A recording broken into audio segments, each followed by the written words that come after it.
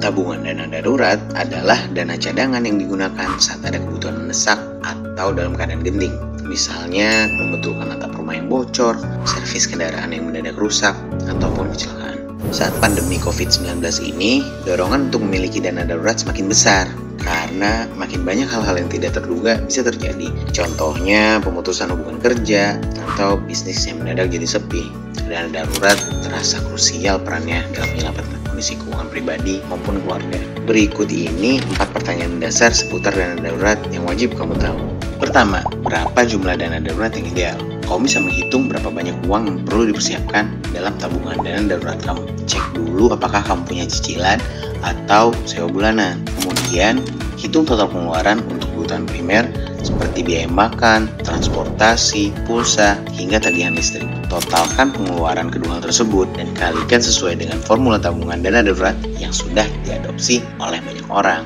Misalkan, total pengeluaran 1 bulan sebesar 5 juta. Jika kamu belum nikah, total pengeluaran tersebut dikalikan 4, sehingga dana darurat minimum yang perlu dipersiapkan adalah 20 juta. Kedua, di mana menabung dana darurat yang tepat? Mempersiapkan dana darurat harus di tempat yang aman, mudah dicairkan, terpisah dari tabungan biasa. Opsi penyimpanan tabungan darurat bisa berupa tabungan di rekening, deposito, reksadana pasar uang, atau logam mulia. Ketiga, kapan tabungan darurat digunakan? Dana darurat dirancang untuk kebutuhan mendesak maupun untuk bertahan hidup jika ada kendala pada sumber pemasukan. Contohnya seperti ini, biaya rumah sakit, biaya renovasi, biaya servis kendaraan, maupun biaya pemakaman. Keempat, kapan mulai tabungan dana darurat kamu?